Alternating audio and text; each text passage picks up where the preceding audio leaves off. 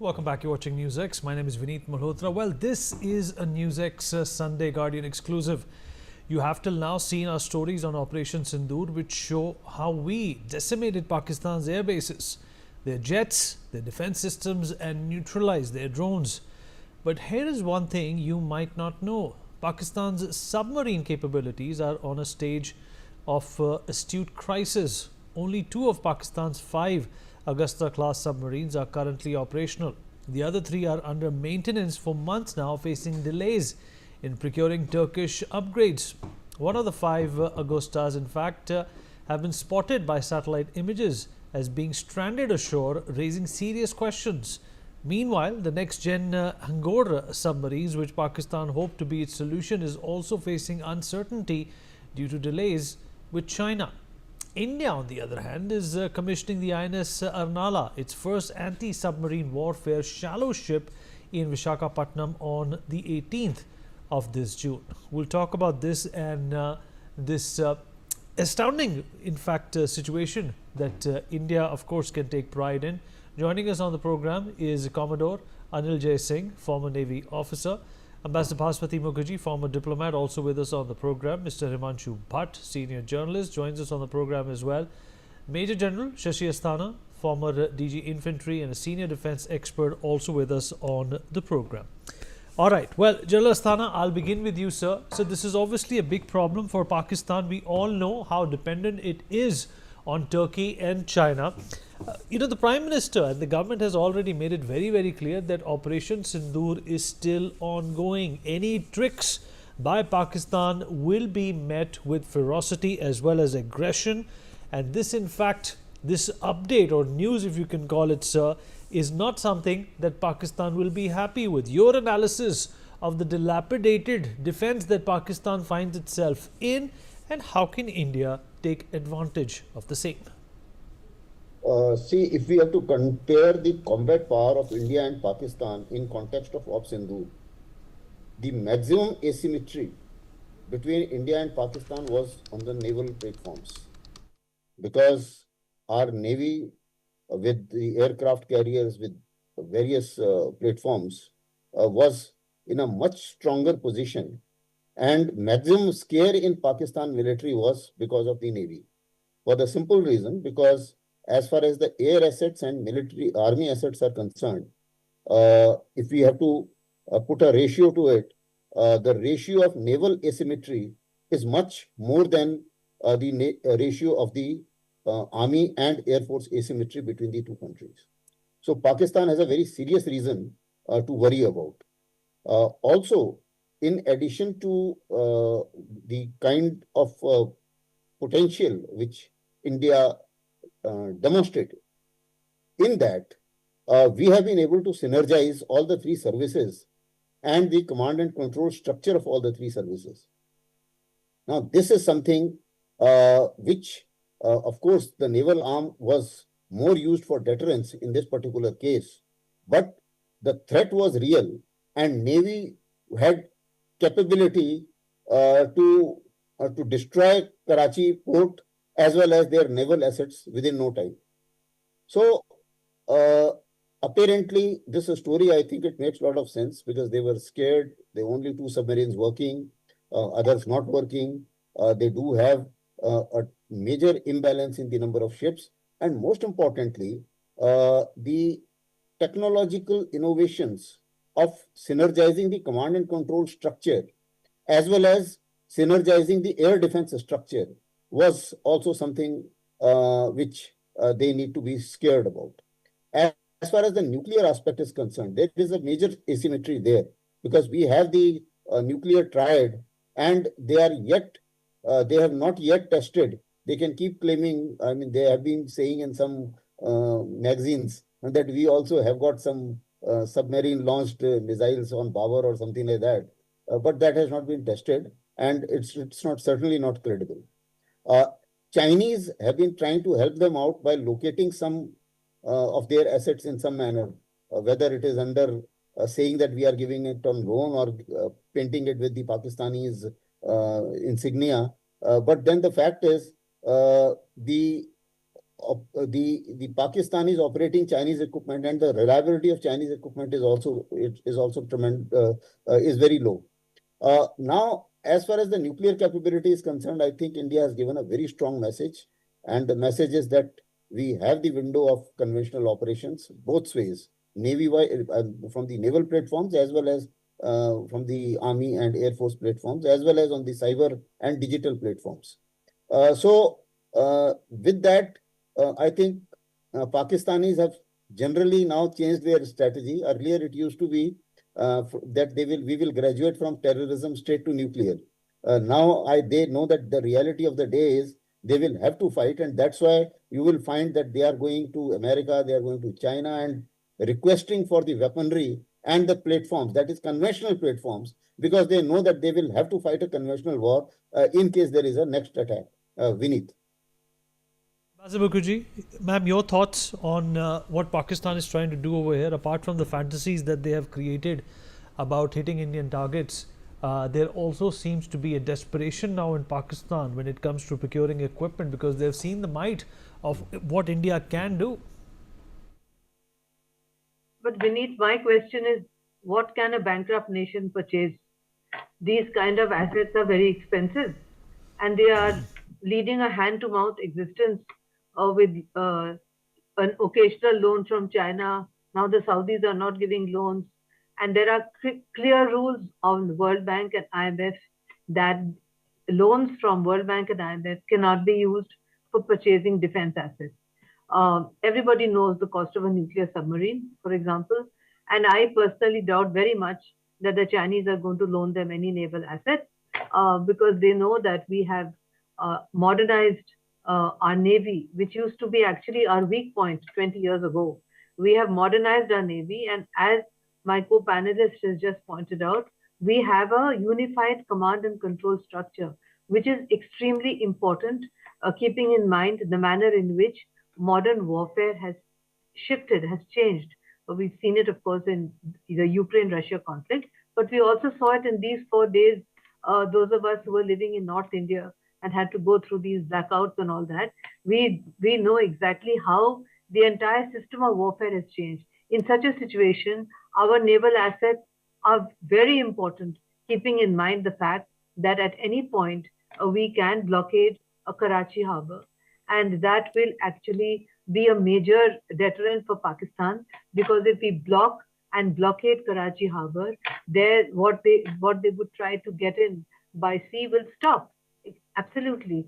So I think that the fact that we have their greatest asymmetry is in their naval assets, which is what has been correctly pointed out just now, is in fact a huge advantage to us. And also the fact that the Chinese weaponry that they had in other fields did not function well.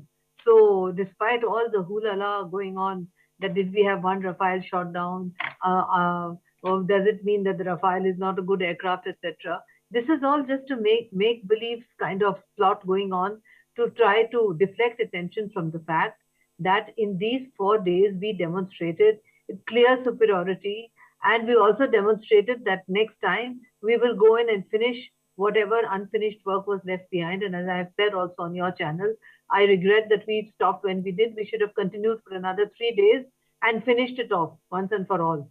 But they will surely try something again until the winter season comes. And if they do, then that's our best chance to finish off and also blockade Karachi harbor, to make it very clear to them that they are at our mercy, whether it's our Air Force, it's our Army, or it's our Navy. There is no comparison. And as far as the nuclear bogey is concerned, and as we have clearly pointed out, their nuclear bogey also stands exposed, because it seems that their nuclear assets are actually American assets, which have been stored for safety in Pakistan, which is why the Americans got so disturbed when we damaged it. So that means that their nuclear assets are not under their control. It's basically like a thekedar holding somebody else's saman. That's what it is. They are the thekedar of America's nuclear assets. It's the way I would put it, Vineet, for your listeners. Absolutely right, ma'am.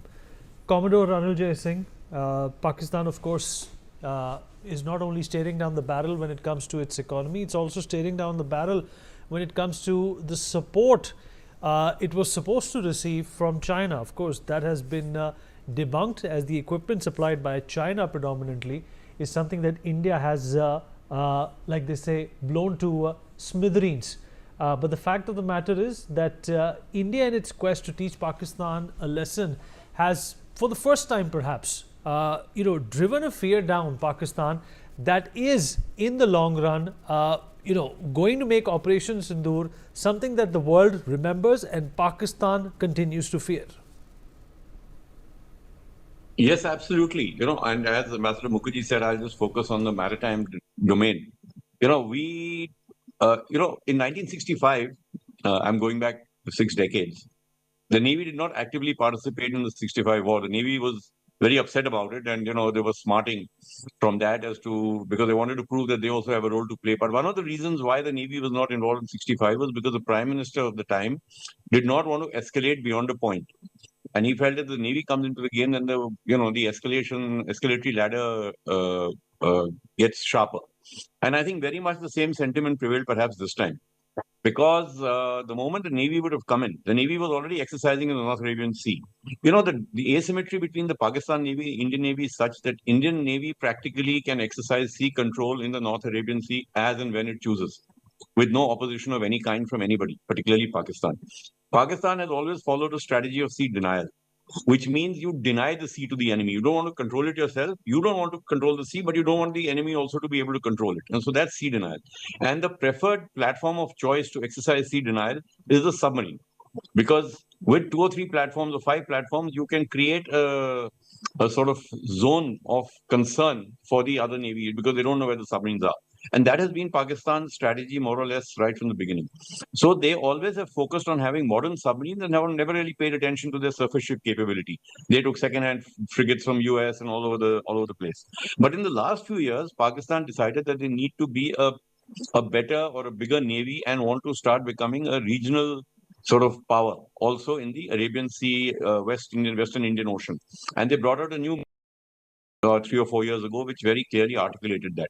They went in for, there's something called the Mildem, I think, program where they're getting modern corvettes from Turkey. They're getting 2 ships from the US. They've got 4 frigates from China, the type 052. So they suddenly built up their surface capability also. And also 8 submarines were promised by China, 4 to be delivered by China and 4 to be built in Pakistan of the type 03, which have got air-independent propulsion. However, those boats, the first one should have actually got commissioned in 2024 from what we had been given to understand or we were reading in the media. But that is obviously delayed. And now they don't expect the first submarine to enter service before 2026.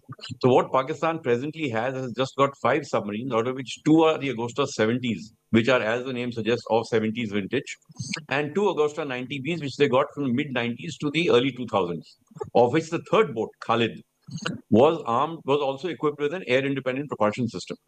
Subsequently, these boats in the last 6 or 7, 5 years or so underwent a major refit, which generally every submarine does after 10 or 12 years of service. And this time, instead of sending them back to the original equipment manufacturer, which in this case was France, which is what generally navies follow, they send them to Turkey because Turkey offered to refit it perhaps for a cheaper cost or whatever the reason might have been. I'm not sure about that.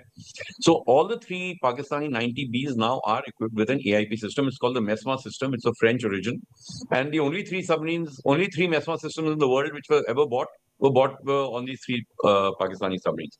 So from the capability point of view, these 3 Agusta 90Bs are pretty potent platforms. Now in this situation, as we've read, they only had 2 submarines operational out of 5. Now, this is not entirely surprising because, submarines have to undergo a planned maintenance cycle. So boats come in for refits at times. But when you know that there's a situation likely to develop, you adjust your refit program. You extend engine hours. You do, a quick refit or something so that the boat is again operational, which obviously either these boats are not in a condition for that to be done to them, or the Pakistan Navy is not expecting that they would be required to react at such short notice to a developing situation. Now, I don't know which of the 2 was true. So instead of having 2, had they known, perhaps they could have put 1 more boat to sea, but not very much more than that. Because a boat which is in long refit cannot be put back in a matter of days. A boat which is undergoing a short refit can be put back, and made operational in a matter of days. So obviously, from a submarine perspective, the Pakistan Navy is extremely weak even now, unless the Chinese boats become operational. And there's a problem with the Chinese boats also. Now, the Chinese Type 039s, the original ones, had German engines on them. And that is what had been promised to Thailand when China signed a contract with Thailand to give them 3 submarines. Subsequently, of course, Germany stopped all export of military hardware to both Pakistan and China. So obviously these engines did not land up. And when China offered to give Chinese engines on the submarines to Thailand, Thailand cancelled the submarine order. And I think Pakistan is also concerned about this fact that they are now going to be saddled with these Type 039 submarines with Chinese engines, which perhaps are not so reliable, and that's why countries are hesitant to take them. So there are limitations, there are going to be issues, but 8 submarines is a formidable capability if Pakistan gets them. However, as brought out by Ambassador Mukherjee, and I'd like to reiterate, the asymmetry between our forces and Pakistan Navy is very, very sharp. And navies are not a zero-sum game. It's not submarine versus submarine, ship versus ship. The fact that we have a very formidable anti-submarine warfare capability now with the ASW, the anti-submarine warfare shallow water craft, you read about Arnala, ASW, SWCs, ASW shallow water craft. 16 of them are going to be commissioned in the next 3 or 4 years. We have the P-17A frigates. These are stealth frigates with a very formidable ASW capability on board. We've got the destroyers with a formidable ASW capability on board. We're getting the Sikorsky helicopters with air ASW capability on board. We have the P-8Is, which are long-range maritime patrol aircraft with torpedoes and sonar buoys. So we have a very comprehensive, and I'm not yet talking of the unmanned capability, which is developing very, very rapidly in India as well. So if you look at India's multi-dimensional anti-submarine warfare capability, I think it is more than a match for anything the Pakistanis can ever think of throwing at us in the next maybe few years to come. As far as Chinese involvement goes, I'm not so sure China is going to send military hardware for it to be sent in harm's way and probably destroyed. So I don't know how much of that support will come. But yes, at the moment, I think from a maritime perspective, India definitely holds the upper hand. And as Ambassador Mukherjee said, and I would tend to agree with her, maybe had we continued this for a couple of more days, we'd have really brought Pakistan to their knees. If you remember in 1971, when we didn't even have great missile capability, we had set Karachi on fire in one night. So imagine what we can do now with standoff missile ranges, with cruise missiles, with precision-guided munitions. You can imagine we can open a whole front from the sea with land attack capability. We've got land attack capable missiles. We can open a front right from the sea and stay well out of the range of any of Pakistan's assets, either their submarines or their aircraft or anything else. So I think we hold the upper hand as far as the maritime domain is concerned, and I think we chose not to exercise it, mainly because we, like we said, our response was calibrated and non-escalatory in nature. Mr. Himanshu Bhatt, the Indus Treaty, of course, is also something that Pakistan is appealing for India to, renegotiate and reset. Of course, that's not happening. And at the same time, Asim Munir has been anointed Field Marshal. Pakistan is keeping up with the charade. It's keeping up with the pretenses. How is this fooling the world and the people of Pakistan as well? And what kind of a realization India needs to in fact develop at this point in time for the larger good of the world to see Pakistan's true face? Let me put it where Anil Singh ji left. I'll start with it. In 71, we burned their Karachi harbour for 7 days. That's a fact of life. And I'm reminded of a scene where all our three wings DGMOs held a combined press conference with the world saw.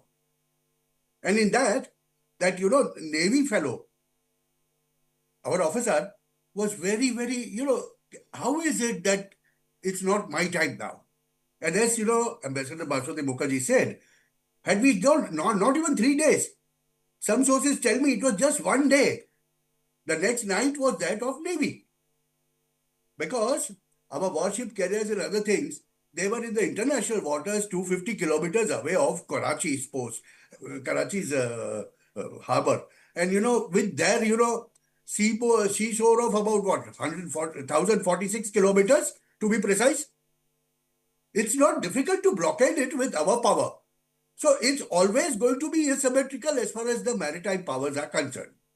That Pakistanis know there, and that's why they don't want to get engaged into anything in maritime. It's, their ships, when they get caught, by Somalian pirates, it's the Indian navies and Marcos that go and save them. And that they know it. So they will not go, but they will go ahead with these charades. Because for them, that this is do or die. There's nothing else left. Now today, as we say, Pakistan aerially and defense-wise is naked. If I put it very, very mildly. They can be hit anytime. They can be hit anytime, and Operation Sindoor is just halted. It has not stopped. And so there is lots and lots of anxiety in the people of Pakistan. They all know the truth. Because what has happened is, this is for the first time that Pakistani public themselves have shown us the videos of where they were hit. This has not happened before. And they themselves know. Pakistani gentleman has already seen, a drone coming and striking their installations. How can you tell him that it's not happened? And we down 5 Rafales where they are not able to show any proof of it. So world knows about it. And I'll tell you one thing. Geopolitically and, diplomatically, this is going to be proving a masterstroke with this, 36 MPs delegations going to different places and telling their stories. Now, what it has done is, brought the saner things and the right things with the evidence to the fore. That might not be reflected in the media because we know certain, if we talk of Washington Post, if we talk of New York Times, if we talk of this and that, we know all of them are leftists and they will not talk of it. But apart from that, the general understanding is that India is too big an enemy for a place like Pakistan. I wouldn't even call an enemy. I'll call it a nuisance. Because it's always like this. Gone are the days, when they were our enemies. They are a nuisance. And they will continue creating nuisance on behest of USA at times, on behest of China at times. And people like Turkey will go and join them and, part one of their frigates or what was it, a vessel when these tensions were on in Karachi.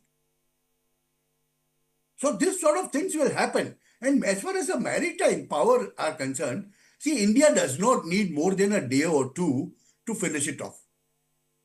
If we compare these two things, if we compare our maritime power with theirs, it just doesn't take us a couple of days. It will not take more than 2 days to finish them off. This is the only wing which is so much heavily loaded in favor of India that Pakistan cannot do anything. And they have to live with this fact now. And that is why they are highly puzzled and they want to, run this agenda of, degrading and saying that we are winning. And as far as the field marshal is concerned, people there in Pakistan themselves know he's not a field marshal, he's a failed marshal, as they say. They themselves say that. He's a failed marshal. I don't have to say anything. We have a paucity of time. Quickly, we're going to take concluding thoughts from our guests. General Asthana, starting with you, sir. I totally appreciate whatever other panelists have said. Just add one line. See, the conflict termination has got many segments. And we have to actually go over a whole lot of other elements of national power as well as national implications to call it off at a particular time. Because in these escalatory ladders, maybe the next day could have taken us to some slightly different ladder, and thereafter it becomes difficult to pull out. We have seen many conflicts which are happening in the world today, where people are struggling to pull out or struggling to call it off at some point of time. I think we as a strategist, what we think is, what was the aim? Did we achieve? And when we achieved, I think that's the time when you should call for conflict termination or accept conflict termination in a manner that we have only paused it. Maybe that next time Anil Jai Singh may have a better chance and a better opportunity to show his might. We would, and because Pakistanis and Mullah Munir is not going to keep quiet, he's going to do something maybe slightly differently this time. So I think that's where we are, Vineet. All right, Ambassador Mukherjee. Yes, I would agree that Operation Sindoor has only been paused. It's not been called off at all. And it will recommence because the neighboring country, which I agree is not an enemy but a nuisance, quite a large nuisance actually, would have to be taught a further lesson. And at that point of time, our naval assets would come in very useful. I do agree that colleagues of mine, naval veterans, have expressed frustration on this issue, and I have a lot of sympathy for them because we really now have an amazing navy, and it's time to show the Pakistanis that we can take out the naval assets within 48 hours. That being said, I also agree with General Asthana that these are strategic issues, when to stop, when to recommence, etc. But I am convinced as a professional diplomat that these people have not understood the implications of the result of Operation Sindoor. They will try some other trick over the next couple of months. India is ready and waiting to take that on. And at that point of time, that would be a good opportunity, Vineet, to use our naval assets. Vineet. All right, fair enough. Commodore Singh, sir, 10 seconds. Yeah, I think the most important thing is what the Prime Minister said, that any act of terror now will be considered an act of war, which actually means that now we will take on the state. We know it's the state supporting terrorism. We've held back ourselves. We've tried to get to the roots of terrorism, but we will not spare you. And very clearly brought out the complicity of the Pakistani state in all these terrorist activities that are happening. And I think that is a strong message that has gone across, that we are not going to hold back. We're giving you some respite. Mend your ways, otherwise we'll hit you very hard. All right. Mr. Bhatt, quickly, sir, 10 seconds. The second part of Operation Sindoor will be for Navy. Part 1 was for Air Force, Part 2 will be for Navy, and the world will know where India has come. India has arrived, that is the message. It will be given, and it will be given only when Operation Sindoor Part 2 is completed. People will know. That's what it is. All right. Okay. Appreciate everybody who joined us. We've run out of time, but we're going to continue with news and updates on the other side of this very short break.